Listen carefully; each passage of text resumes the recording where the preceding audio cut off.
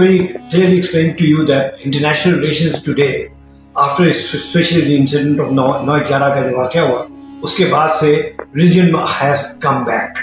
लेकिन religion का पहला वापसी जो है वो 1979 में, जब अफगानिस्तान में सोवियत मुदाखलत हुई और ईरान में, हम उसे कहते हैं पैराडाइम शिफ्ट.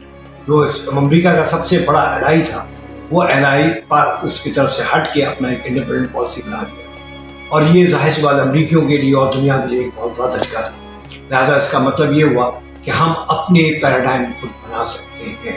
और मेरा जो फ़लसफ़ा है ज़िंदगी है उसमें ये भी है, मैं यही चीज़ को समझता हूँ कि हमारा अपना पैराडाइम है, मौजूद है.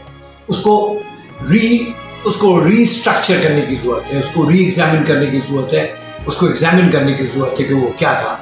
और वो हमें 1400 साल पहले वो पैराडाइम दिया गया था, जिसको हमने कॉलोनियलाइजेशन की वजह से एक तरफ कर दिया था.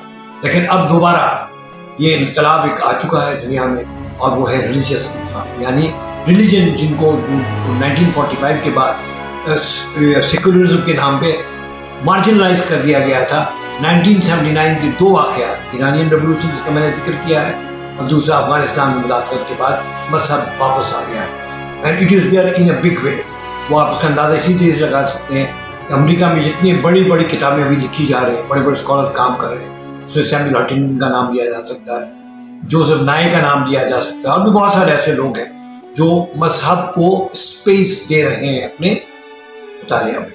और किताबों के अंदर, जैसे मैंने अभी एक किताब आप लोगों को दिखाया था, resurgence of religion and international relations, ये बड़ी इंपॉर्टेंट किताब है जिसमें इस मजहब को लेकर आया गया है. सो मुस्तकबिल क्या है? मुस्तकबिल, ये जो ग्लोबलाइजेशन का लफ्ज़ जो इस्तेमाल किया जाता है, ग्लोबलाइजेशन के इस दौर में कहा जाता है कि दुनिया बॉर्डरलेस हो गई है. जब दुनिया बॉर्डरलेस हो गई है तो जो उनको मेजर थ्रेट है वो कल्चर से नहीं है, वो मजहब से है. और जो मजहब अब खड़ा हो रहा है सामने इस्लाम के, वो इस्लाम, दीन इस्लाम. उसके अलावा क्रिश्चियनिटी कहीं भी नहीं है, ठीक है ना, जुडाइज़म कहीं भी नहीं है. हिंदू, ठीक है, हिंदुस्तान बहुत बड़ा मुल्क है और वहाँ उनके अपने मजहब भी है, लेकिन उनके मुकाबले में इस्लाम खड़ा है. पूरे दुनिया में अब इस्लाम एक मजहब के तौर पे, एक ऑल्टरनेटिव पैराडाइम के तौर पर सामने आ रहा है. अब ये हमारी ज़रूरत है कि हम उस पैराडाइम को दुनिया के सामने कैसे पेश करते हैं. और मेरा अपना नुक्ते नज़र इसमें यह है कि अगर हम अपने आक़ाए कायनात सल्लल्लाहु अलैहि वसल्लम की ज़िंदगी को ठीक से पढ़ें, हमें समझ में आ जाएगा कि हमारा पैराडाइम क्या है. और उसमें सबसे इम्पॉर्टेंट चीज़ है जो मेरे आका ने किया था, वो डिग्निटी ऑफ मैन. इंसान की डिग्निटी को आपने बहाल किया था, और मर्द दोनों की डिग्निटी को बहाल किया, और डिग्निटी ही को मकसद बनाया. अल्लाह के सामने झुकना और किसी और के सामने झुकना. नमाज क्या है? नमाज आपको क्या चीज़ सिखाती है? आजिज़ी सिखाती है. और आजिज़ी इंसान की बहुत बड़ी क्वालिटी है. और वो आजिज़ी हमारे पास कैसे आएगी? नमाज के ज़रिए और इल्म के ज़रिए आएगी. इस चीज़ को हमें समझने की ज़रूरत है, और इसी को मैंने उम्मेटिक पैराडाइम कहा है. इसके मज़ीद और तशरीह भी है, जो मैं अपनी किताब लिख रहा हूँ, उसमें हिस्से की तशरीह की गई है कि हमारा पैराडाइम क्या है. ये पैराडाइम का लफ्ज़ आपको पता है कि पहली मरतबा 1962 में थॉमस क्यून नामी एक फिज़िक्स का प्रोफेसर था, उसने अपनी किताब स्ट्रक्चर ऑफ साइंटिफिक रेवोल्यूशन में इसको स्पेस दिया था. उसके बाद फिर ये लफ्ज़ इंटरनेशनल रिलेशंस के अंदर आया 60s में, और बहुत पॉपुलर हो गया.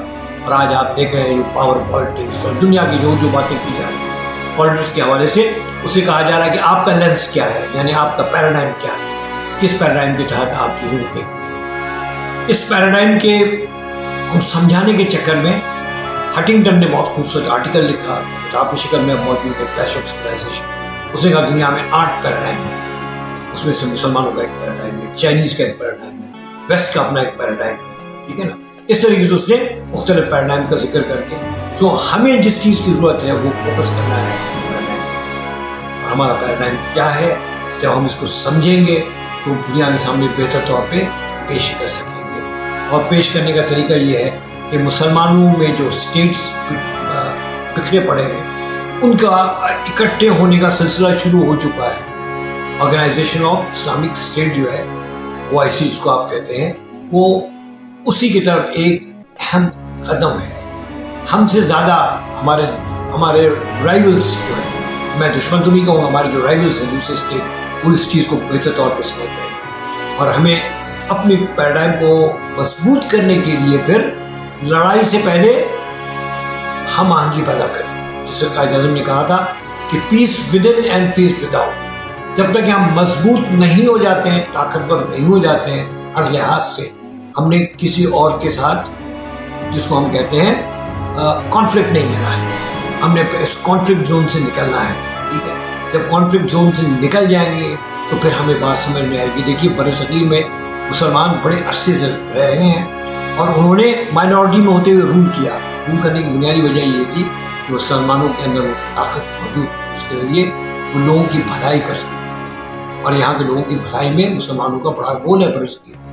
دس has got to be understood. جب ہم ان چیزوں کو سمجھ لیں گے تو پھر جو ہمارا اومیٹک پیراڈائم ہے وہ نہ صرف ہمارا رہے گا اور دوسروں کو بھی وہ مجبور ہو جائیں گے دوسرے ہمارے پیراڈائم کو سمجھنے میں اور پڑھنے میں۔ اور اس کے لیے ظاہر سی بات ہے جو ہمارے اکیڈمک انسٹیٹیوشنز ہیں، یونیورسٹیاں ہیں، ان کا ایک بہت بڑا رول ہوگا۔ سوشل سائنٹسٹ ہیں، ان کی بہت بڑی ذمہ داری ہے کہ وہ اس پیراڈائم کو اجاگر کریں دنیا کے سامنے اور بتائیں کہ ہم دنیا میں کیا چاہتے ہیں، ہم کس کی دنیا چاہتے ہیں۔ یونائٹڈ نیشنز بھی ہے، امریکہ بھی پیس کی بات کرتا ہے، لیکن بہت ساری لڑائیوں میں دیکھیے کوئی ایک ریلیجیس وار نہیں ہے دوسری جنگ سے، لیکن پھر بھی ریلیجن کو بدنام کیا جاتا ہے۔ جہاں ویتنام کی جنگ ریلیجن وار نہیں تھی، کوریا کی جنگ ریلیجیس وار نہیں تھی، ٹھیک ہے نا؟ اس کے بعد آپ کو بھی مڈل ایسٹ میں اسرائیل عرب لڑائی ہوئی ہے، اس میں دوسرے مسلمان منافس نہیں تھے، ٹھیک ہے نا؟ اسرائیل کے ساتھ جو ہوا ہے، اس کے بعد اور بھی کئی ایسے جو آپ کو وار نظر آئیں گے جو وار ہوا ہے، لیکن اس میں مذہب کا کوئی عمل تک نہیں۔ لہٰذا اسکیپ گوٹ بنانا مذہب کو اس لیے کہ وہ گھبراتے ہیں ایک ہی مذہب سے، ایک ہی دین سے وہ گھبراتے ہیں، وہ اسلام ہے، اور ان کو پتہ ہے اس چیز کا کہ یہی ایک پیراڈائم ہے جو ابھر کر سامنے آئے گا اور دنیا کو اپنے سائے تلے لے لے گا۔ اس چیز کا انہیں علم ہے، اور اب ہمیں ضرورت ہے اس علم کو آگے بڑھائیں، سمجھیں اور فکر کریں۔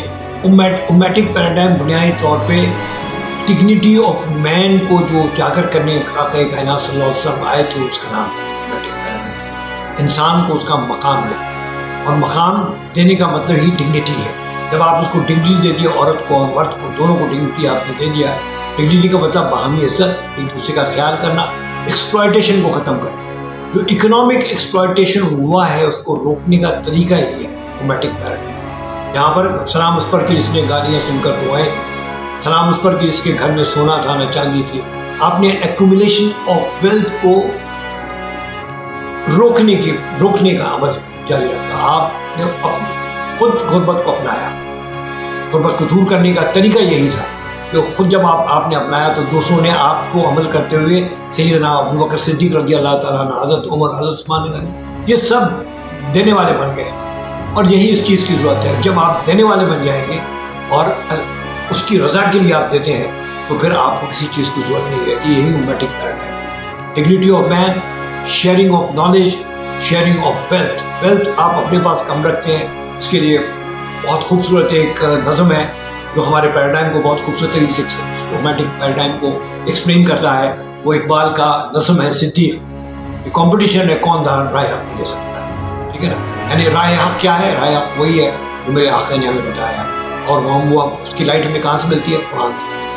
لہٰذا قرآن کو ہم نے اپنی زندگی کا انٹیگرل پارٹ بنانا ہے، جو بدقسمتی سے ابھی تک نہیں ہے، ایک عرصے رہا ہے، لیکن پھر جب ہم کالونائزیشن میں آئے تو ہم اس راستے سے ہٹ گئے اور ہمیں ایک نیا پیراڈائم کلونیل پیراڈائم مل گیا، جس کو ہم انگریزی تعلیم کہتے ہیں۔ اور آج بھی میں جب آپ سے گفتگو کر رہا ہوں تو آپ دیکھ رہے ہیں کہ بہت ساری مکسنگ ہو رہی ہے انگریزی زبان، تو ہم اس سے، میں یہ نہیں کہہ رہا ہوں نالج کے لیے اگر وہ ضروری ہے اس کو بھی ہم رکھیں، لیکن شرط یہ ہے کہ ہم سمجھیں کہ ہمارا اپنا پیراڈائم کیا ہے، اور وہ پیراڈائم وہی ہے جو کو خالد گوابا نے بڑے خوبصورتی کے ساتھ اپنی کتاب پروفٹ آف دی ڈیزرٹ پیغمبر صحرا میں کیا ہے۔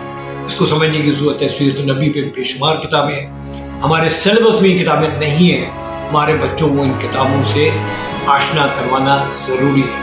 یہی امن کا راستہ ہے، یہی پیار اور محبت کا اور کانفلکٹ کو کم کرنے کا راستہ یہی ہے، اور اس کے ذریعے ہی ہم آگے چل سکتے ہیں۔ سر ایک لاسٹ کمنٹ آپ کا چاہیے ہوگا۔ ابھی آپ نے کلاس میں کہا کہ جو فیوچر کے کانفلکٹس ہیں وہ ریلیجن کے بیس ہوں گے، تو ذرا اس پہ بھی دو چار۔ دیکھیے جو دنیا میں جو تھریٹ سمجھا جا رہا ہے کرسچینٹی اب کہیں پہ نہیں ہے، ٹھیک ہے نا؟